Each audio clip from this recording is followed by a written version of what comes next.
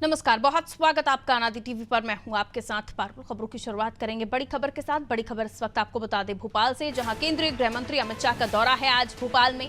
रात 10:10 पर वो भोपाल पहुंच जाएंगे।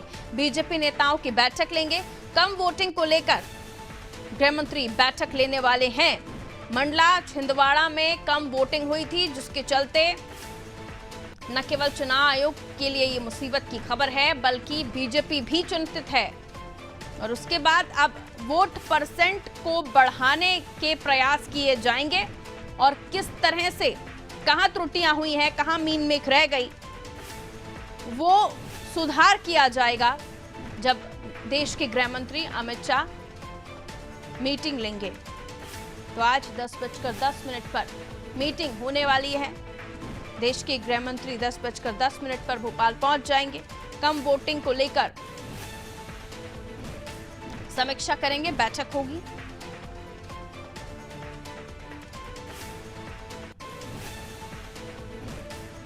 तो न केवल प्रचार प्रसार के साथ साथ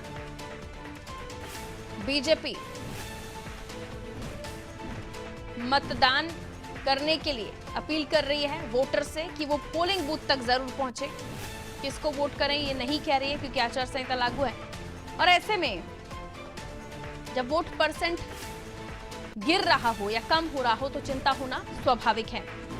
और बीजेपी एक्शन पर रिएक्शन और टाइमिंग्स पर बहुत ध्यान देती है, और बहुत सही टाइम का ध्यान रखते हुए, क्योंकि कल मतदान है। घरों से निकालना वोटर्स को बहुत जरूरी है, और इसलिए गृह मंत्री ने आज ही मीटिंग करना तय किया और 10 बजे वो भोपाल पहुंचेंगे, जहां वो मंडला और छिंदवाड़ा में हुई कम वोटिंग से चिंतित हैं। और कल जो मतदान होगा उसमें वोट परसेंट बढ़े, इसको लेकर चर्चा करेंगे। रिजवान हमारे सहयोगी हमारे साथ जुड़े हुए हैं। रिजवान, ये दौरा गृह मंत्री का, जिसमें वो बीजेपी नेताओं की बैठक लेने वाले हैं, किस तरह का शेड्यूल होने वाला है, कौन कौन मौजूद रहेंगे और क्या कुछ मंत्र मिल सकते हैं वो कार्यकर्ताओं को?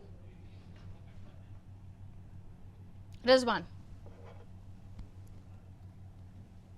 और होटल ताज में गृह मंत्री अमित शाह रुकेंगे। हालांकि मध्य प्रदेश में गृह मंत्री अमित शाह रुकेंगे। हालांकि मध्य प्रदेश में जहां जहां चुनाव हुए वहां वहां कम वोटिंग हुई। सबसे खास बात यह है छिंदवाड़ा की, अगर हम बात करें तो कम वोटिंग जो है छिंदवाड़ा में हुई है।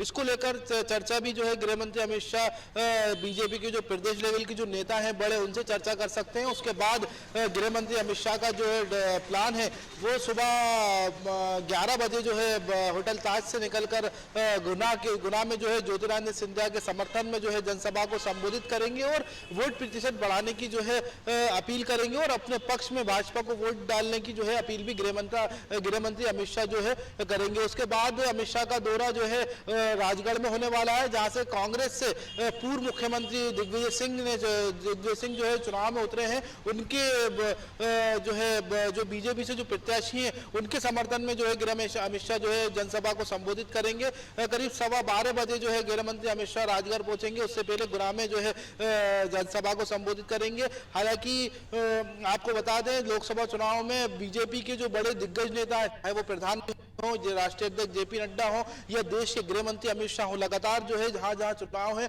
वहां जो है फोकस अपना जमाए हुए हो, लगातार फीडबैक भी ले रहे हो, बैठकें कर रहे हैं कि किस तरीके से जो केंद्र और राज्य सरकार की योजनाएं हैं उनको जनता तक पहुंचाया जा सके, और जो लाभ जो है जो वचन पत्र में जो दिया है उसको किस तरीके से अपने पक्ष में जो है उसको बताकर वोट अपने पक्ष में डलवाया जाएगा। इन सब बातों को लेकर जो है प्रदेश लेवल के नेताओं के साथ बैठक होगी। उसके बाद गुना में और राजगढ़ में जो है एक बड़ी सभा को जो है संबोधित करेंगे, जहां से ज्योतिरादित्य सिंधिया गुना से जो चुनाव लड़ रहे हैं उनके समर्थन में गृह मंत्री अमित शाह, देश के जो गृह मंत्री हैं, वो जनसभा को संबोधित करेंगे। जी बिल्कुल। तो अलग अलग कार्यक्रम हैं देश के गृह मंत्री अमित शाह के, लेकिन उससे पहले जो कल रात का कार्यक्रम है उसके तहत गृह मंत्री रात को 10 बजे पहुंचेंगे और मीटिंग होगी, और होटल ताज में उनका रुकना भी बताया गया है। बहुत शुक्रिया रिजवान जानकारी के लिए।